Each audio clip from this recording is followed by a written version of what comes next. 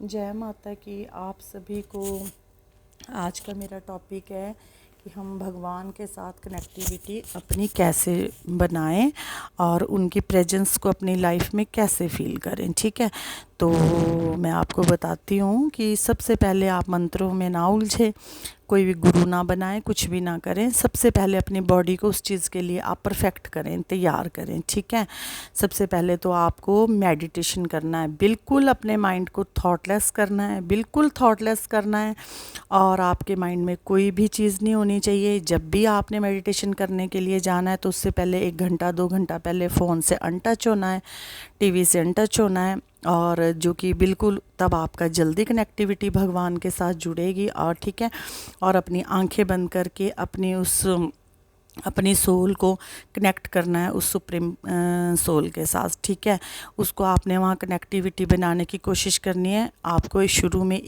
एक बार 2 बार थोड़ा तकलीफ़ होगा, दर्द होएगी, बहुत सा शरीर भी टूटता है, सिर में दर्द होएगी, जोड़ों में दर्द होएगी, हर एक जगह से जैसे कि आपके अंदर कोई हाई पावर अंदर जाने लगेगी। तो आपकी नेगेटिविटी, बीमारियां और जो भी कुछ आपकी बॉडी में समझ लो कि गंदगी लगा लो, जो भी कुछ होगा वो निकलनी शुरू होगी। तो आपको उसमें पेन होगी, मुश्किल होगी, दिक्कत होगी थोड़ी। तो उससे आपने डरना नहीं है, क्योंकि देखो अब हम संसार के मोह बंधन में फंसे हुए हैं। इसमें आप देखिए घर गृहस्थी में होते हैं तो मेडिटेशन करना बहुत मुश्किल होता है। तो स्टार्टिंग में तो आपको अपनी बॉडी को उस चीज़ के लिए तैयार करना है ना, मंत्र जाप करने के लिए। मंत्रों में तो बहुत ऊर्जा होती है। सबसे पहले तो आपको, अब जैसे किसी के, आपको पहले तो जाना है ना, तब आपको उसको वहाँ तक पहुँचना है, उस घर तक, उस गेट तक पहुँचना है, फिर आपने बेल बजानी है, तभी अंदर से मालिक आएगा, है ना। तो पहले तो आपको जाना है ना, तो पहले आपको मेडिटेशन करनी है। पहले आपको मेडिटेशन करनी है, बिल्कुल अपने माइंड को थॉटलेस करना है, बिल्कुल थॉटलेस करना है। देखो ज़रूरी नहीं है कि आप मंदिर में ही बैठो, वो जब जाप करो, ज्योति जलाओ, बड़ी बड़ी मूर्तियाँ रखो, बड़े बड़े आप ऐसे कपड़े डालो, बड़ी बड़ी माला, ये बड़े दूर तक के प्रोसेस हो जाते हैं, बड़ी दूर तक की बातें हो जाती है ये। तो ये अभी नींद की इतनी ज़रूरत होती है। धीरे धीरे धीरे धीरे इन सब चीज़ के लिए एकदम नहीं ना, एकदम अगर आप सोचो कि मुझे छत पे जाना है, तो अगर आप सोचो कि मैंने पहली सीढ़ी नहीं चढ़नी और मैंने डायरेक्ट ही ऊपर चले जाना, तो ऐसे थोड़ी होगा। ऐसे थोड़ी ना भी होता है। जो भी कोई आध्यात्मिक होता है उनकी वर्षों की काफ़ी लंबे टाइम की साधनाएं होती, कितने कितने उन्होंने कष्ट उठाए होते, कितनी कितनी अपनी जान मुश्किल में डाली होती है, कितना उन्होंने दुख उठाया होता है, तब वो किसी मुकाम को हासिल करते हैं। ऐसा नहीं होता कि हाँ जी आप एकदम से, हाँ जी आपको मंत्र दे दिया किसी ने और जी आप बैठ गए और लग गए जाप करने और आपके पास शक्तियाँ आ गई, लग गए आप शक्तियों से बात करने, है ना। अपने पहले बिल्कुल माइंड को बिल्कुल ब्लैंक करना है, बिल्कुल ब्लैंक करने की कोशिश करनी है, और बिल्कुल अपनी कनेक्टिविटी आपको सुप्रीम सोल से करनी है ना। तो आप देखोगे कि something strange happening with you. देखना आपको कितना कितना कितना कितना कितना आप हैप्पी महसूस करोगे, इतना महसूस करोगे कि आपको पता नहीं चलेगा कि हाँ हम कितनी खुशी महसूस कर रहे हैं अपने शरीर में। आपको कोई तकलीफ़ नहीं होगी, कोई कुछ नहीं होगा, है ना। तो आप फील करोगे, अच्छी पावर को अपनी बॉडी में महसूस करोगे। कम से कम आपको आधा घंटा वो स्पिरिचुअल सोल आध्यात्मिक इसमें बैठना है। तो आपको कम से कम आधा घंटे तक आंखें बंद करके, बिल्कुल मौन करके, बिल्कुल अपनी आंखें बंद करने की कोशिश करनी है। और आपको उससे क्या क्या पावर बढ़ेगी, आपने कोशिश करनी, आपको हाई मतलब कि हाई इंट्यूशन की जो वो होगी ना, वो चीज़ आपको 10-15 दिन के मेडिटेशन से मिल जाएगी। आपको इंट्यूशन पावर मीन्स आपको इंट्यूशन, अब मैं आपको कैसे एक्सप्लेन करूँ इन मीन्स इंट्यूशन आपको अपूर्वाभास, है ना। कोई कोई कोई कोई वर्ड मुझे इंग्लिश में ठीक से आते हैं, कोई कोई हिंदी में, तो मुझे बोलने दोनों ही पड़ते हैं। कोई कोई कैसे समझेगा, कोई कैसे समझेगा। तो वो आपको पूर्वा आभास होना पहले ही शुरू हो जाएगा। अगर आपके साथ कुछ बुरा होना है या अच्छा होना है तो आपको इंट्यूशन अंदर से आ जाएगी, और ऑब्वियसली वो होता ही होता है, होता ही होता है वैसे, है ना। तो ये चीज़ आपका सबसे पहला होता है, यहाँ से आपकी प्रथम साइन शुरू होते हैं।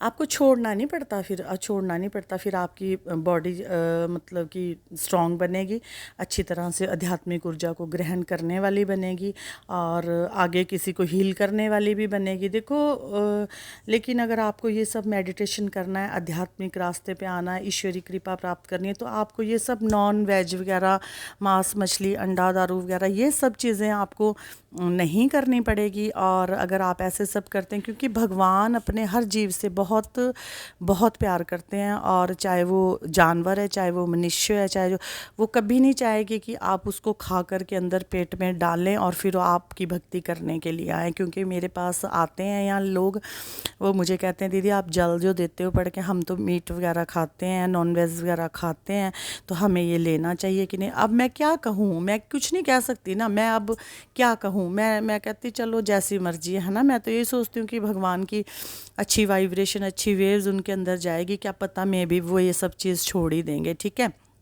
तो नहीं होता, नहीं, हम किसी को नहीं फोर्स कर सकते। मैं किसी को कहती नहीं हूँ कि हाँ आप ऐसे करें ऐसे करें। मैं कहती हूँ प्रभु तेरी इच्छा, जिस इंसान ने जैसे रहना है उसने वैसे ही रहना है, लेकिन हमारा बताना फ़र्ज़ होता है कि ये चीज़ आपके लाइफ के लिए बहुत वाध्य होती हैं, बहुत वाध्य होती हैं। इस कारण से आपको बाधा आती है। एक तो ये तामसिक होती है, इनमें वो ज़्यादा होता है, तो फिर उस करके व्यक्ति का मन विचलित रहता है। क्योंकि अगर आपके शरीर में गर्मी ज़्यादा होगी इन शरीर चीज़ों की वजह से, है ना।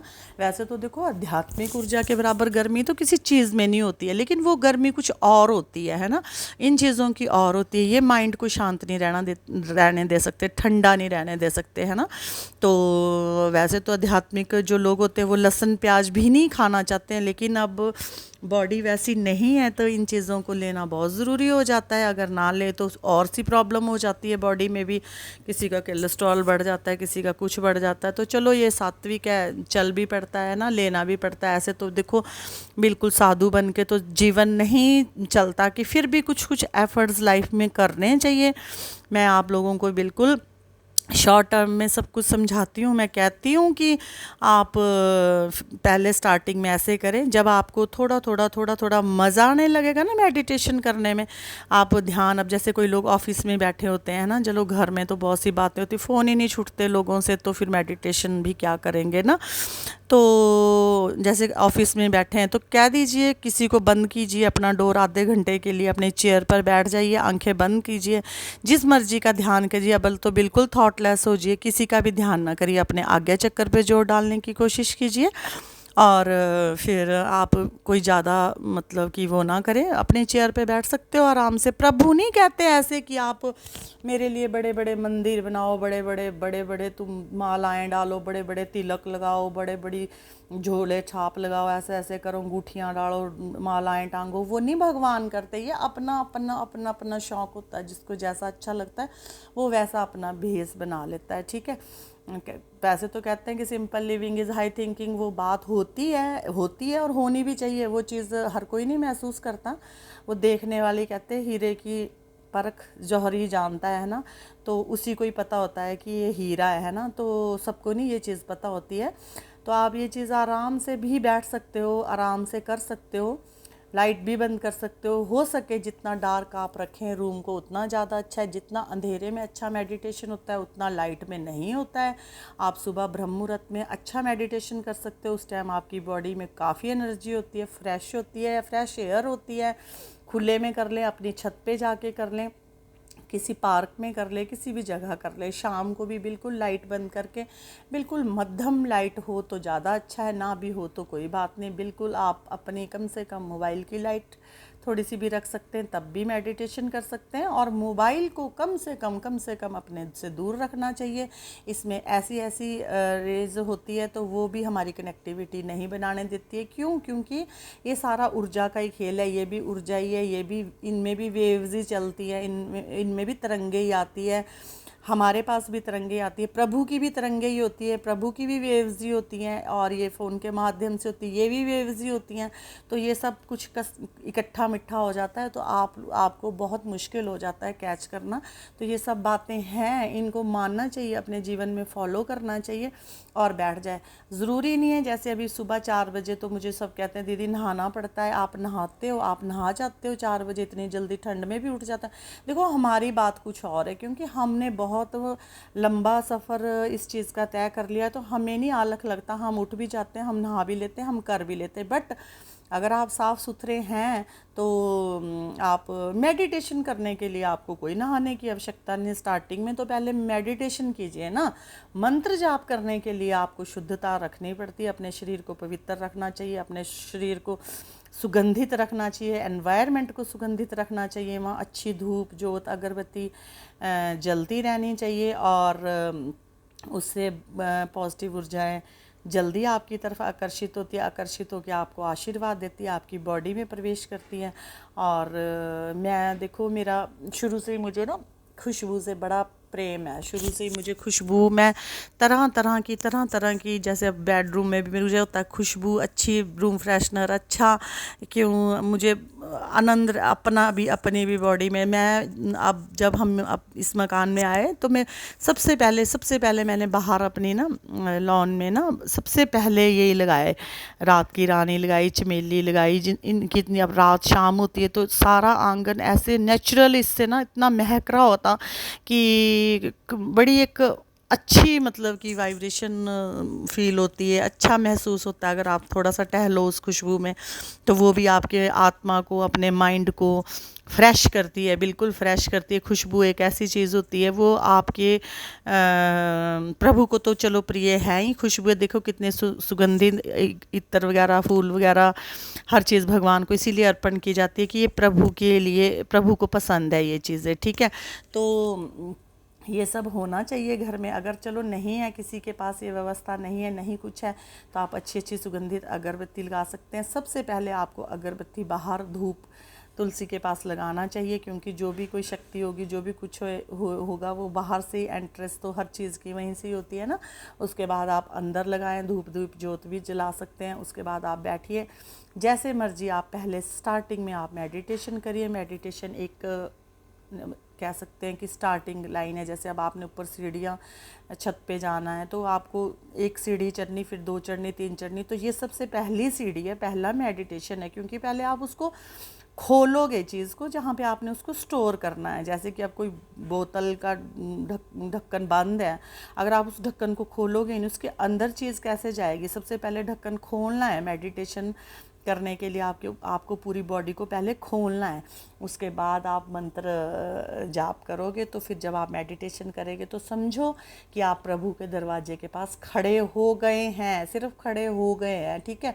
बेल बजानी है, जब बेल बजाओगे तो वो मंत्र है, बेल आपके मंत्र है। जब आप मंत्र उच्चारण करोगे, बेल बजाओगे, तब प्रभु आएंगे। क्योंकि फिर अगर आप एकदम से स्टार्टिंग से किसी से मंत्र ले लेते हो, गुरु धारण कर लेते हो, ये वो 50 गुरु बैठे हुए हैं आजकल आपको मंत्र, तो आपके शरीर को वो हार्मफुल हो सकता है, वो ठीक नहीं होगा आपके शरीर के लिए। क्योंकि जिस चीज़ का जिस तरह से चलना होता है उसी तरह से ही चलना होता है। अगर आप अपनी मर्जी करते हो इस चीज़ में, तो आपको अच्छा नहीं होता, फिर उसमें गलत भी होता है। किसी से सही राय लें, कोई आपको सही हो, सबसे पहले तो आपके अंदर ऊर्जाएं खुली। जब तक आपका ढक्कन बंद है और उसके ऊपर आप डाली जा तो वो बिखर जाता है, इधर उधर बिखर जाता है। कोई कहीं चला जाएगा, कोई कहीं चला जाएगा, वहाँ तो जाएगा ही नहीं, जहाँ जाना चाहिए वहाँ नहीं जाएगा। तो इस करके ये चीज़ आपको बहुत बहुत ज़रूरी, बहुत सोच समझ के करनी है। और आपको अगर अध्यात्म का रास्ता चुनना है, ठीक है। बाकी जो कहती हैं लड़कियां, और भी कोई मुझे कहते हैं हम नॉन वेज खाते हैं, ये खाते हैं, वो खाते हैं, तो मैं ये आपको बता देती हूँ कि अगर अध्यात्म का रास्ता चुनना है तो नॉन वेज नहीं खाना चाहिए। अब मेरे पास आते हैं, मैं आपसे हम जल लेते हैं तो हम नॉनवेज खाते हैं तो हम खा सकते हैं, तो मैं किसी को कुछ नहीं कहती, मैं किसी को फोर्स नहीं करती। मैं कहती हूँ प्रभु की जैसी इच्छा होगी अपने आप ही दिमाग ठीक हो जाएगा। ना मैं किसी को कहती हूँ कोई खाओ, ना मैं किसी को कहती हूँ ना खाओ, ठीक है। ना मैं किसी को बॉन्डिंग करती हूँ कि अगर आपको भक्ति करनी है तो आप ये छोड़ दो, ये छोड़ दो। जो मैं सोचती हूँ प्रभु अगर ये सच्चा होगा, अच्छा इंसान होगा तो भगवान खुद छड़ाएगा, नहीं तो गंदगी में जाते रहो, गंद खाते रहो, गंद आपको मिलता रहेगा, ठीक है। भगवान नहीं कभी चाहेंगे कि आप किसी जीव की हत्या करो और उसको मारो और उसको खाओ और फिर उसको खा करके भगवान आप पर कृपा करेंगे। और फिर गंदे शरीर में प्रभु की शक्तियाँ प्रवेश नहीं करती हैं।